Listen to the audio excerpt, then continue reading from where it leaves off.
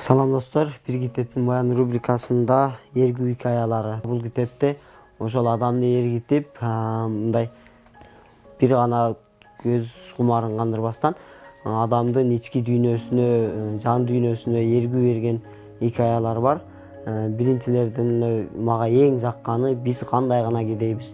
Bir бай өзүнүн уулун бай экендигин билдириш үчүн, ушул бай болуп жашап атканда шүгүр кылгандыгын билдириш үчүн бир корогой баккан чабанын үйүнө барат экен. Байдын баласы ошол жерде бир күн түнөп, эртеси күнү атасына ата биз кандай гана кедейбиз деген экен.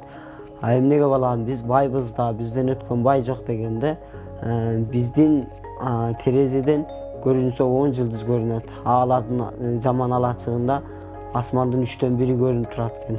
Ал жерде жылдыздарды санагандан адашып кетет экенсиң.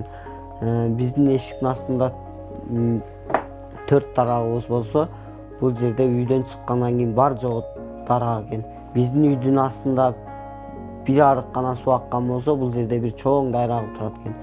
Биз кандай гана кедейбиз деген hikayesi өтө мыкты жазылган.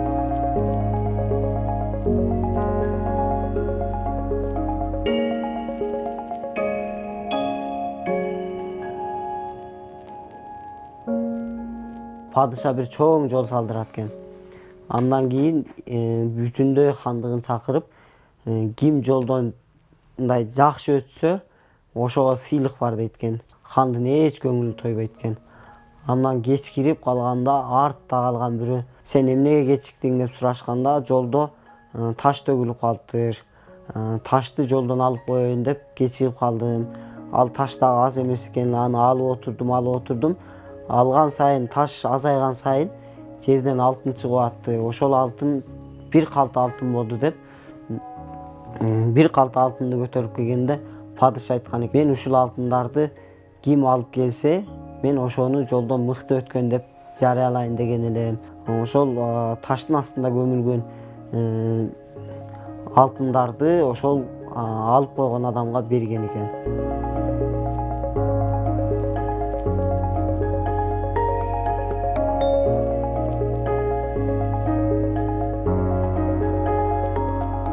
Жалпысынан эргүү hikayaları, адамдын эмгекчилдики, жашоону сүйүп жашоо жана ошо жашоодон жакшы иштерди кылып адам эргүү алууга үгүттөйт. Ошондой эле азыр эле айтып кеткендей, жолдогу нерселерди алып коюудан азыр жиркенгенибиз менен ал канча адамга тоскоол болот. Жалпысынан адамды эмгекчилдикке, жашоону сүйүп жашоого, эргип жашоого үгүттөйт.